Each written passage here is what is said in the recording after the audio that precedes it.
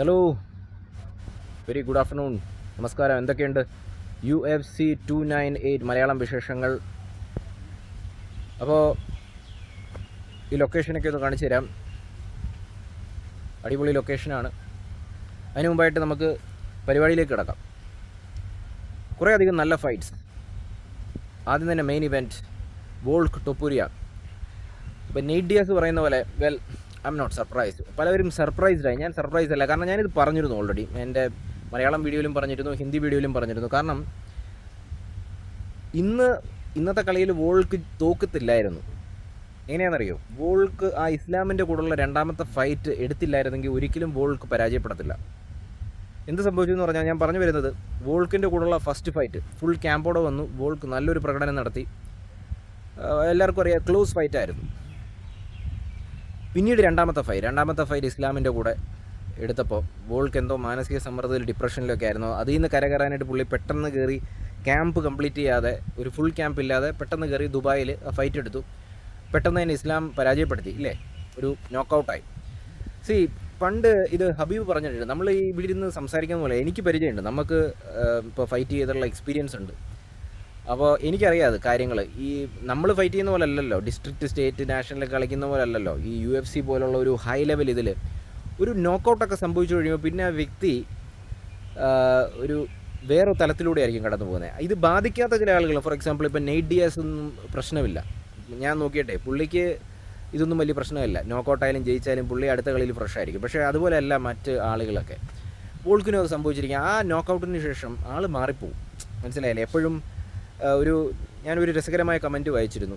ഒരു തവണ അങ്ങനെ ഒരു നോക്കൗട്ട് ഏൽക്കുമ്പോൾ പിന്നീട് ബോഡി റിയാക്ട് ചെയ്യുന്ന വിധം, ആ ഫൈറ്റിംഗ് സ്പിരിറ്റ് അങ്ങ് പോകും. നമ്മൾ കണ്ടതാണ്. വോൾക്ക് എന്നൊക്കെ പറഞ്ഞു കഴിഞ്ഞാൽ തോൽവി സംഭവിക്കാത്തൊരു മനുഷ്യനാണ്. അതായത് ഓർട്ടേഗ എന്ന് പറഞ്ഞൊരു ഫൈറ്റർ, നിങ്ങൾക്ക് അറിയാവുന്ന അറിയത്തില്ല. ഓർട്ടേഗ എന്ന് പറഞ്ഞൊരു ഫൈറ്റർ മൗണ്ട് പൊസിഷനിൽ നെഞ്ചത്ത് കയറിയിരുന്ന് ഗിലിറ്റീൻ കൊടുത്തു. അതിൽ നിന്ന് വോൾക്ക് കരകയറിയതാണ്. അതാണ് പുള്ളിയുടെ ഫൈറ്റിംഗ് സ്പിരിറ്റ്. പക്ഷേ ഇതിപ്പം ടൊപ്പൂരിയയുടെ ഒരു ഇടിക്ക്, ഒന്നോ രണ്ടോ ഇടിക്ക് പുള്ളി താഴെ വീണു. അത് അങ്ങനെയാണത്. അതിൻ്റെ ഒരു ബോഡിയുടെ ശാസ്ത്രം അങ്ങനെയാണ്. ഒരു തവണ ഒരു നോക്കൗട്ട് സംഭവിച്ചു കഴിഞ്ഞാൽ പിന്നെ അതിൽ നിന്ന് കരകയറാൻ പറ്റത്തില്ല എന്നല്ല, പക്ഷേ വലിയ ബുദ്ധിമുട്ടാണ്. അതാണ് ഇന്ന് സംഭവിച്ചത്. എപ്പോഴും ഒരു ഡൗട്ടായിരിക്കും. പിന്നെ രണ്ടാമത്തെ ഫാക്ടർ എന്ന് പറഞ്ഞാൽ ഏജാണ്. പുള്ളിക്ക് 35-36 വയസ്സുണ്ട്. ടൊപ്പൂരിയ യങ് ആണ്. 30 വയസ്സ് കടന്നിട്ടില്ല, 27 വയസ്സേ ഉള്ളൂ. ഇതൊക്കെ കൂടിയാണ് സംഭവം. പക്ഷേ ഏജിനുപരി ഞാൻ വിശ്വസിക്കുന്നത് വോൾക്കിന് കഴിഞ്ഞ ഇസ്ലാം ഫൈറ്റിൽ ഏറ്റ ആ പരാജയമാണ്, ദയനീയമായ പരാജയമാണ്. ക്യാമ്പ് പ്രിപ്പറേഷൻ ഇല്ലാതെ വന്നുകൊണ്ട് അത് പുള്ളിയുടെ മനസ്സിലിവിടെ ഉണ്ടായിരിക്കാം. നമ്മൾ കുറ്റപ്പെടുത്തുന്നതല്ല കേട്ടോ. കാരണം നമ്മൾ ഒരു ഫൈറ്ററാണ്, നമ്മളൊരു ചെറിയ ലെവൽ ഫൈറ്റർ. നമുക്കറിയാം എന്താണ് ഇതിൻ്റെ നമുക്ക് ഭയങ്കര പ്രഷറായിരിക്കും. നമുക്ക് അല്ലേ, ഇവർ കടന്നു പോകുന്ന ഒരു പ്രഷർ എന്ന് പറയുന്നത് നമുക്ക് ഊഹിക്കാവുന്നതേ ഉള്ളൂ. നമ്മൾ സംസാരിക്കുന്ന പോലെ അല്ല. അപ്പോൾ എന്തായാലും കളിയാണ്. ടൊപ്പൂരിയ നല്ലൊരു ബോക്സറാണ്. ആ ഒരു പഞ്ച് കൊണ്ടതും കിടുങ്ങിപ്പോയി. ഞാനത് പലവട്ടം റീപ്ലേ അടിച്ച് നോക്കി. ആ വീഴുന്ന സമയം ഇവർ ക്ലോസ് പോക്കറ്റിലേക്ക് വന്നു, വളരെ അടുത്ത് ഫൈറ്റിംഗ് വന്നു. അടുത്ത് വന്നപ്പോൾ ടൊപ്പൂരിയുടെ പഞ്ച് കണക്റ്റായി. ഞാനത് വീണ്ടും റീപ്ലേ ചെയ്ത് നോക്കി. ആ പഞ്ച് കൊള്ളുന്ന ആ സമയത്ത്, റൈറ്റ് ഹാൻഡ് ആയിരുന്നു ടൊപ്പൂരിയുടെ, കൊള്ളുന്ന സമയത്ത് ഫ്രീസായി പോവുകയാണ് പുള്ളി. അങ്ങനെ ബോൾക്ക് ഇങ്ങനെ ജസ്റ്റ് ഇങ്ങനെ മരവിച്ച് പോവുകയാണ്, താഴേക്ക് വീഴുകയാണ്. നല്ല പവറായിരുന്നിരിക്കണം, അങ്ങനെ പറയുന്നുണ്ട് ടൊപ്പൂരിയുടെ. അപ്പോൾ അങ്ങനെ കളി കഴിഞ്ഞു. ഇനിയിപ്പോൾ വോൾക്ക് എനിക്കൊന്ന് റീമാച്ച് ചോദിച്ചിട്ടുണ്ട് സ്പെയിനിൽ. നല്ല ഫൈറ്ററാണ്, മിടുക്കനാണ്. ഉടനെ കരഞ്ഞുകൊണ്ടിരിക്കാതെ പുള്ളി അടുത്ത ഒരു കളിക്ക് ചോദിച്ചിട്ടുണ്ട്. ബിസി ആവുക എന്നുള്ളതാണ്. ഇപ്പോൾ വോൾക്ക് പറഞ്ഞിരുന്നു പുള്ളിക്ക് എന്തൊക്കെയോ മാനസിക സമ്മർദ്ദവും ഡിപ്രഷനും ഒക്കെ ഉണ്ട്, അതിൽ നിന്ന് കരകയറാൻ ഫൈറ്റ് ചെയ്തുകൊണ്ടിരിക്കുകയാണെന്ന് പറഞ്ഞിരുന്നു. അപ്പോൾ അതാണ് സംഭവം. അപ്പോൾ കൺഗ്രാജുലേഷൻസ്, നല്ലൊരു ഫൈറ്റ്. പിന്നീടെല്ലാം കൊണ്ട് ഡിസിഷനായിരുന്നു അല്ലേ. ഇപ്പോൾ വിട്ടേക്കർ പോളോ കോസ്റ്റ നല്ല ഫൈറ്റായിരുന്നു, വളരെ ക്ലോസ് ആയിരുന്നു. പോളോ കോസ്റ്റ നല്ലൊരു പ്രകടനം കാഴ്ചപ്പെട്ടു. Whitaker congratulations, ജയിച്ചിരിക്കുകയാണ്. നല്ലൊരു പോരാട്ടം തന്നെയായിരുന്നു. എനിക്ക് ഏറ്റവും ഇഷ്ടപ്പെട്ടത് കോസ്റ്റയുടെ ആ ഒരു എന്തായാലും പറയുന്നത് സ്പിന്നിങ് കിക്ക് അല്ലേ, അത് നല്ലതായിരുന്നു. ഞാൻ വിചാരിച്ചു വിട്ടേക്കർ അവിടെ തീർന്നു എന്ന് വിചാരിച്ചു. അത് നല്ലൊരു മൊമെൻ്റ് ആയിരുന്നു. പിന്നീട് ഇയാൻ ഗാരി, ജെഫ് നീൽ, പലവരും ഗാരിനെ കുറ്റപ്പെടുത്തുന്നുണ്ട്, കളിയാക്കുന്നുണ്ട്. പക്ഷേ ഗാരി ഒരു ഫൈറ്ററാണ്. ബോറെന്നൊക്കെ പറയുന്നുണ്ട്. ഇങ്ങനെ പറയുന്ന ആളുകൾക്ക് ഇങ്ങനെയൊക്കെ പറയാം. പക്ഷേ ഇതൊരു ഫൈറ്റ് എന്ന് പറയുമ്പോഴേ നമുക്ക് ഊഹിക്കാവുന്നേ ഉള്ളൂ. ഭയങ്കര ഹൈ ലെവൽ പ്രഷറും ടെൻഷനും ഒക്കെയാണ്.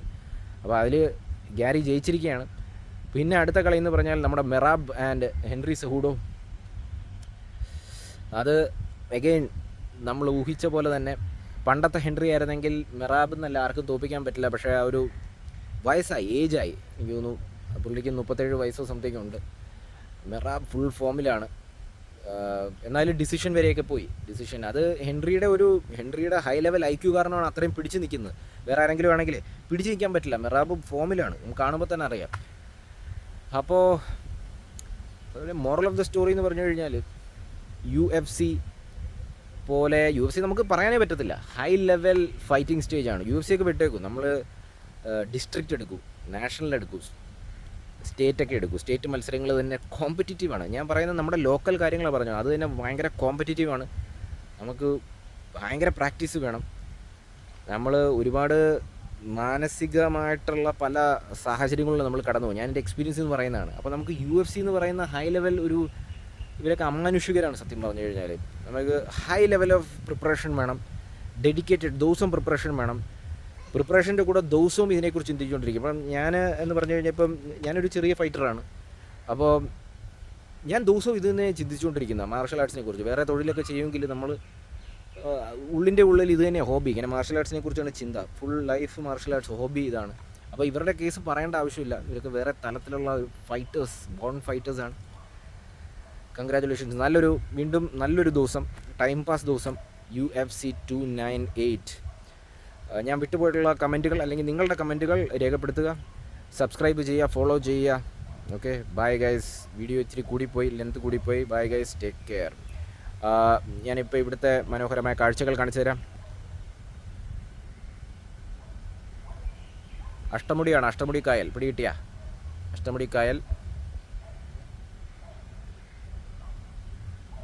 Okay guys, bye, take care. Comment ചെയ്യുക. അപ്പോൾ വൈൻഡപ്പ് ചെയ്യുന്നതിന് മുമ്പ് നമ്മുടെ ഇൻസ്റ്റാഗ്രാം പേജും കൂടെ ഒന്ന് ഫോളോ അപ്പ് ചെയ്യുക. നമ്മുടെ ചെറിയ ചെറിയ ഫൈറ്റ്സൊക്കെ, നമ്മുടെ മാർഷൽ ആർട്ട് വിശേഷങ്ങളൊക്കെ അതിനകത്ത് അപ്ലോഡ് ചെയ്യും.